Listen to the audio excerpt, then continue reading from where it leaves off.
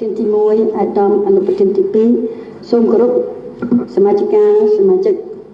ឧត្តមឧត្តមនៃរដ្ឋសភាសូមស្វាគមន៍នៅវត្តមាននៃសមាជិករាជរដ្ឋាភិបាលចំណាប់អារម្មណ៍របស់ខ្ញុំគឺទៅលើមាត្រាទី14និងមាត្រាទី15នៃជំពូកទី4មាត្រាទាំងពីរនេះគឺជាមាត្រាដ៏សំខាន់ហើយជាមាត្រាដែលធ្វើឲ្យយើងទាំងអស់គ្នាជាពិសេស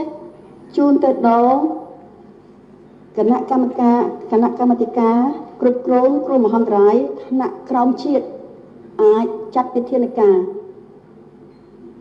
ក្នុងការចាត់វិធានការនេះគឺចាត់វិធានការដោយជាបានចែងនៅក្នុងមាត្រាទី14នៅក្នុងការលើកនៅសំណើលើកនៅវិធានការសមស្របទាំងឡាយសម្រាប់កំណត់អត្តសញ្ញាណហានិភ័យគ្រោះមហន្តរាយបន្ថយនៅគ្រោះមហន្តរាយក៏ដូចជាវិភាគទៅលើគ្រោះមហន្តរាយគឺអត្តសញ្ញាណនេះនៅក្នុងកម្មវិធីអភិវឌ្ឍគម្រោងអភិវឌ្ឍនេះជាការប្រសើរមែនទែនពីព្រោះខ្ញុំយល់ឃើញថាការដែលគម្រោងអភិវឌ្ឍទាំងឡាយជាពិសេសនៅក្នុងរឿងគម្រោងសម្បទានព្រៃឈើគឺមិនមែនជាថ្នាក់ក្រោមទេទោះបីជាថ្នាក់ក្រោមតាំងពីអភិបាលខេត្តអភិបាលស្រុកក្រុមប្រឹក្សាឃុំលោកចង់ធ្វើការសំណើយ៉ាងណាក៏ដោយក៏ប៉ុន្តែគម្រោងនោះបានចេញមកពីថ្នាក់ជាតិទៅហើយដូច្នេះការធ្វើអន្តរាគមន៍សម្រាប់ការអភិវឌ្ឍនៅថ្នាក់ក្រោមជាតិច្រើនតែមិនមានប្រសិទ្ធភាពពីព្រោះចាំទៅដល់ថ្នាក់លើដូច្នេះមាត្រានេះទី14នេះខ្ញុំយល់ឃើញថាជាមាត្រាដ៏ល្អយើងឃើញហើយថានៅប្រទេសកម្ពុជារបស់យើងគឺហានិភ័យគ្រោះមហន្តរាយគឺភាគច្រើនលើលុបគឺដោយសារការកាប់ទន្ទ្រានព្រៃឈើហើយការកាប់ទន្ទ្រានព្រៃឈើទាំងស្របច្បាប់ទាំងមិនស្របច្បាប់មែនទេការកាប់ទន្ទ្រានព្រៃឈើមិនដែលមានស្របច្បាប់ទេក៏ប៉ុន្តែ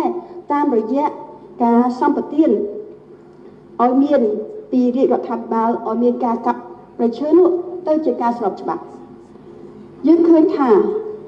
នៅឆ្នាំ2011គ្រោះមហន្តរាយនៅប្រទេសកម្ពុជាយើងគឺការទឹកជំនន់ប៉ះពាល់ទៅដល់ប្រជាពលរដ្ឋ1,200,000នាក់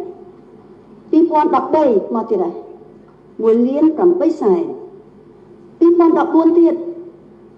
ប៉ះពាល់ទៅដល់10,000គ្រួសារយើងមិនគិតនៅការប៉ះពាល់ហេដ្ឋារចនាសម្ព័ន្ធដូចជាមន្ទីរពេទ្យសាលារៀនធ្វើឲ្យការបាត់បង់នៃការសិក្សារបស់ប្រជាពលរដ្ឋយើងកូនចៅប្រជាពលរដ្ឋយើងជាពិសេសកុមារីនៅជនបទដូច្នេះខ្ញុំយល់ឃើញថាការដែលប៉ះពាល់នេះគឺជាការប៉ះពាល់ដែលមានទំហំធំធេងណាស់ការកាប់ព្រៃឈើមិនមែនកាប់ក្នុងមួយថ្ងៃឬមួយខែឬមួយឆ្នាំទេតែធ្វើឲ្យមានគ្រោះមហន្តរាយដែលមានទំហំដល់ទៅប៉ុណ្ណេះមែនហើយបន្ទាប់ពីមួយឆ្នាំទៅមួយឆ្នាំនេះអាចមានការរាំងស្ងួតទៀតគួរឲ្យយើងព្រួយបារម្ភហើយទៅដល់មាត្រាទី15មាត្រាទី15អនុញ្ញាតឲ្យគណៈកម្មាធិការជាតិគ្រប់គ្រងគ្រោះមហន្តរាយអាចធ្វើឡើងនៅសំណើជូនទៅរាជរដ្ឋាភិបាលពិនិត្យលទ្ធភាពទប់ស្កាត់និងតវ៉ាដល់អ្នកពាក់ព័ន្ធទាំងឡាយទាំងនៅក្នុងប្រទេសទាំងក្រៅប្រទេសឲ្យទទួលខុសត្រូវពីផលប៉ះពាល់កន្លែងនេះខ្ញុំមានសំណួរមួយជូនទៅដល់ឯកឧត្តម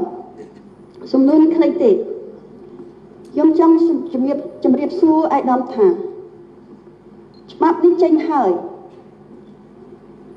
ឯកឧត្តមនឹងសូមស្នើ